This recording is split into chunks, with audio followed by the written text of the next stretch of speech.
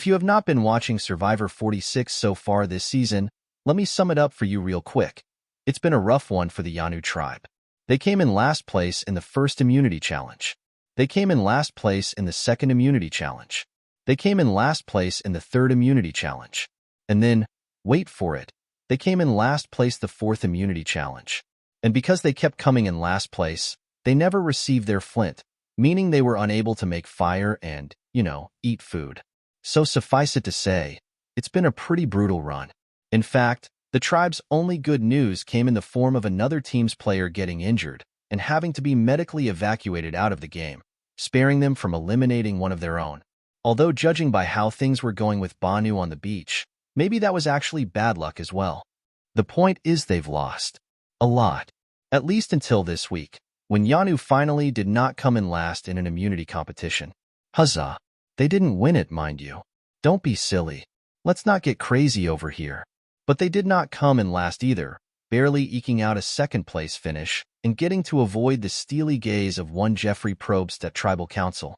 And in an exclusive deleted scene from the episode, we are able to bear witness to the Yanu tribe's mood before the challenge.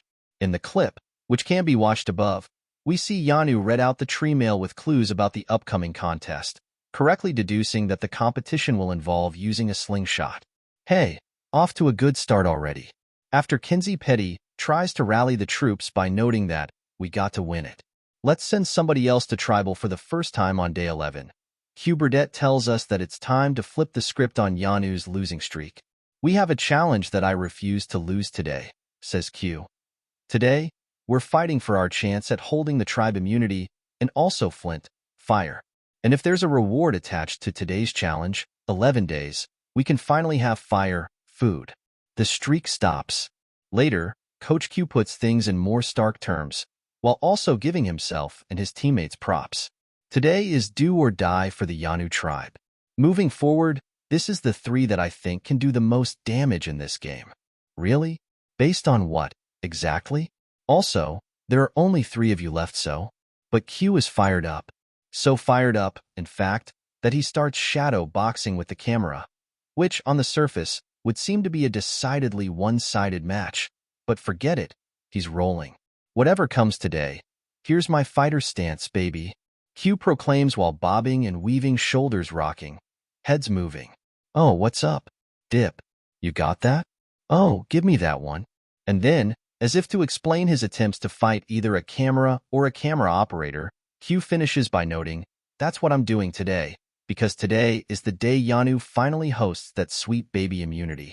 Well, it turned out Q was right, as a second-place finish did indeed lead to the baby immunity, or Frodo or Tiki Man, depending on who is addressing it. But considering Yanu was in last place for the vast majority of the challenge and only scraped out a second-place finish after the Siga tribe, which had to sit out 3 players, could not hit their targets, perhaps Q should not get too ahead of himself, but let the man enjoy his moderate success. I suppose it may be going too far to say they earned it considering the tribe's epic run of futility, but at least they head into the merge on an albeit pretty slim winning streak. Check out the exclusive deleted scene for yourself at the top of the article.